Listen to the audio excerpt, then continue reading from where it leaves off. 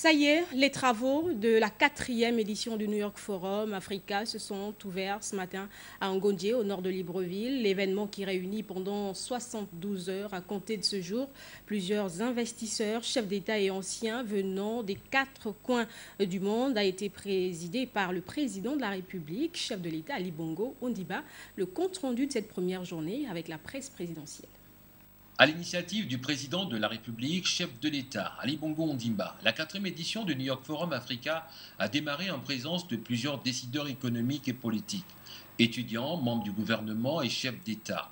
À l'occasion de cette cérémonie d'ouverture, le président de la République, Ali Bongo Ondimba, a souligné que la 4e édition se tient au moment où le monde est marqué par une conjoncture internationale, résultant de la chute des cours du pétrole et le réchauffement climatique. Pour faire face à cette difficulté, le chef de l'État, Ali Bongo Ondimba, invite à diversifier l'économie et à changer de mentalité. Nous devons oser sortir de nos modes de production habituels, nous libérer de la structure traditionnelle de nos économies. Certains diraient sortir de nos zones de confort. C'est le pari que nous avons pris en nous engageant vers une économie diversifiée qui privilégie la transformation locale de nos matières premières. Et pour y parvenir, la première matière à transformer, ce n'est ni le manganèse, ni le bois et encore moins le pétrole.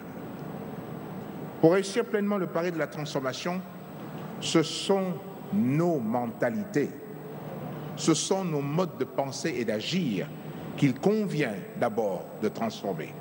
C'est la raison pour laquelle il nous faut miser sur la jeunesse. Convaincu qu'il est impératif d'investir dans la jeunesse, le président de la République a une fois de plus rappelé que la jeunesse reste une priorité. Nous avons le devoir de montrer le chemin.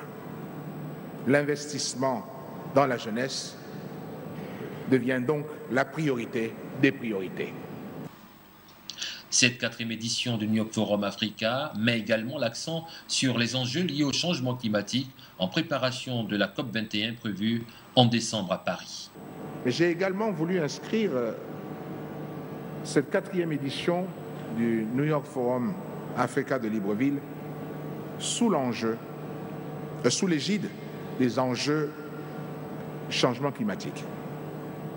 Je voudrais à cet égard saluer le leadership et l'engagement du président français François Hollande, ainsi que des contributions américaines, chinoises pour la réussite de la COP21. Cet engagement français manifesté de nouveau par la présence dans cette salle de Mme Ségolène Royal, que nous saluons ici, ministre de l'écologie, du développement durable et de l'énergie du gouvernement français, représentant donc le président Hollande, est un encouragement important pour nous à poursuivre nos efforts dans ce domaine.